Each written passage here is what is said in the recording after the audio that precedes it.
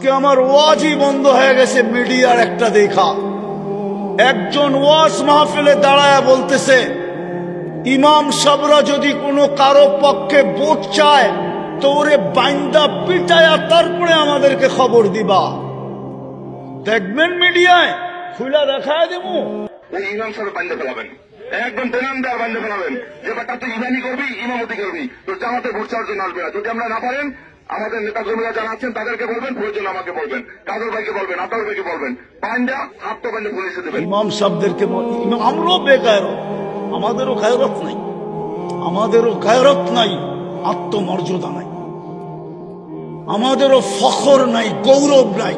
নাহলে আমাদের উচিত সব মসজিদ কমিটির হাওলা করে দিয়া সভাপতিরে বলা তুই জুমা পড়াবি, সেক্রেটারিরে বলবে তুই ফজর আর এশা পড়াবি, কোষাধ্যক্ষকে বলবে তুই আসর আর মাগরিব পড়াবি, বাকি কমিটিকে বলবে পাক করে জোহর পড়াবি, আমরা পড়াবো না। খুদায় আওয়াজ না খুদায় কি হবে, মৃত্যুই হবে। নাইলে রিক্সাই চালাবো, নাইলে রোজা রেখা এক বেলাই খাও। সবার ভিতরে দাঁড়ায় বলতেছে বাংলাদেশের সরকার কোথায় থাকে, বাংলাদেশের প্রশাসন কোথায় থাকে? ওদের কানে কি ঢোকে না? ওরা কি চোখ দিয়ে দেখে না? একজন ইমামকে বলতেছে খবর দিবা বান্দা পিটায়া, আমাদেরকে খবর দিবা, আমাকে খবর দিবা, আমার লোককে খবর দিবা। এটা কোনো কথা? আবার বলে বাক স্বাধীনতা। বিবেক কি এতটুকুই হারা? ওই ইমামের কি বংশবলী নাই? ওর কি মা বাবা নাই? ওর কি আত্মীয় স্বজন নাই? ও কি এলিয়ন যে আকাশ থেকে আসছে আকাশে চলে যাবে? ওর এই সমাজে কেউ নাই। আকল পড়লে বলে এরকমই পড়ে, পায়ে হাত দিয়া বলি রাগ হয় না। আজকে দেখার পরের থেকেই পুরো জিনিসই চেঞ্জ হয়ে গেছে আমার সমাজে। এটা যে সমাজের উলামায়ে কেরাম হেফজোখানা, 40,000 হেফজোখানার কারণে বলি আমি আমার সরকারকে অনলি ফর ট্রাই, পরীক্ষামূলক 1 বছর হেফজোখানা বন্ধ করে দেখ, আর ওলামারা 1 বছর পড়া বন্ধ করে দেখ, দেখি এই মাটির পরিস্থিতি আল্লাহ কি করে। 40,000 হেফজোখানা সুবে সাদে খাওয়ার 1 ঘন্টা আগে ওঠে, লাল সবুজের পরিধিটাকে আধ্যাত্মিক চাদরের সুরক্ষার চাদর দিয়া ঢাকে, তারপরে কোরআন পড়তে শুরু করে, যার কারণে এই জমিন নড়ে চড়ে পড়ে না।